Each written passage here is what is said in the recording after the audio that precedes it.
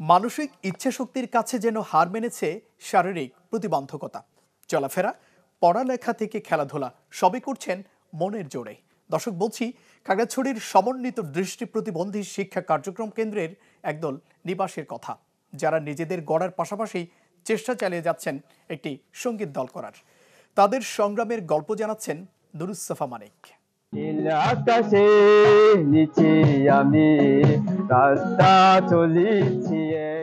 সবাই বিশেষ চাহিদা সম্পন্ন হলেও অদম্য ইচ্ছাশক্তি তাদের দমিয়ে রাখতে পারেনি। জন্মগত, আবার কেউ রোগাক্রান্ত হয়ে দৃষ্টিশক্তি হারিয়ে ঠাঁই খুঁজেছেন খাগড়াছড়ির মাটিরাঙ্গার সমন্বিত দৃষ্টি প্রতিবন্ধী শিক্ষা কার্যক্রম কেন্দ্রে।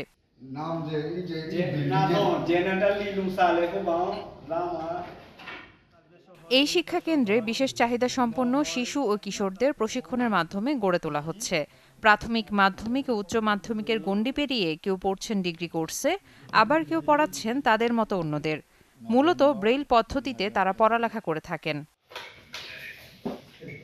শুধু পড়ালেখায় নয়, বিশেষ প্রশিক্ষণের মাধ্যমে করছেন ক্রিকেট খেলা, ব্যবহার করেন মুঠোফোন, সামাজিক যোগাযোগ মাধ্যমও।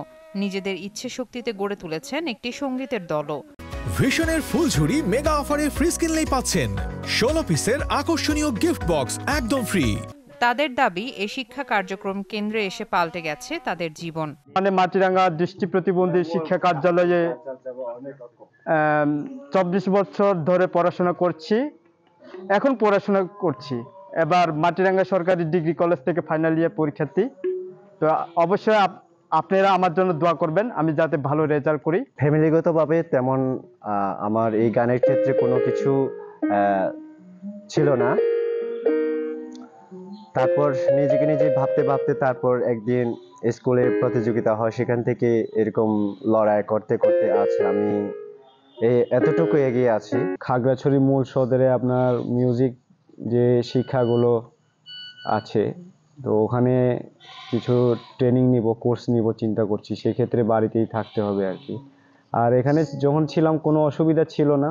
বিদ্যালয় যেটা আছে খাগড়াছড়ি জেলাতে, ওখানকার শিক্ষা সহায়ক হিসাবেও কাজ করছি। আর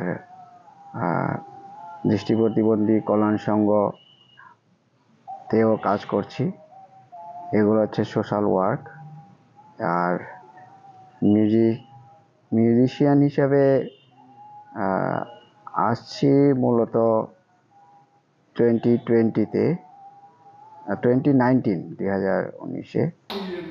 মাটিরাঙ্গার এই শিক্ষা কার্যক্রম কেন্দ্রের এলাকাবাসী মুগ্ধ এদের জীবনধারা দেখে। তাদের মায়ায় বাধা পড়ে 23 বছর ধরে নিজের সংসারের পাশাপাশি এদের দেখভাল করছেন এক নারী। ট্যালেন্টেড, তাদের মধ্যে ট্যালেন্ট আছে অন্যরকম। কথা আছে সে মানে কোনো একটা জিনিস কোনো এনজিও যদি কম থাকে, ওটার বিনিময়ে আর একটা পাওয়ার দিয়ে দেয়। তাদের মধ্যে এটা আছে। তাদের যে মিউজিকের যে স্কিলগুলো অন্যরকম, মানে অসাধারণ মনোযোগিতা আছে। তারপরে ওদের মনে করেন যে আপনার সব কিছুর আগ্রহতা আছে। ওরা নিজেরা এখন একটু ভালো উপরে লেভেলে যাইতে। ওদের শিক্ষক ওদের খাতা কাটে, ওদের খাতা কাটে আমাদের কাছে নাম্বার জমা দেয়। আমরা আপনি মনে করেন যে প্রধান শিক্ষকের নেতৃত্বে তা সে কিভাবে যেভাবে বা পাস হওয়া দরকার, উন্নতি হয়, সেই উত্তীর্ণ দিয়ে দেয়। এখানে 23 বছর আছি। এগো ছোট ছোট পাইছি এসে, এগো মায়ের কারণে আমি যেতে পারি নাই। তা আমার বেশি বেতন নাই। এই আগে ছিল 500 টাকা, পরে 2500 টাকা বেতন হয়েছে আর কি।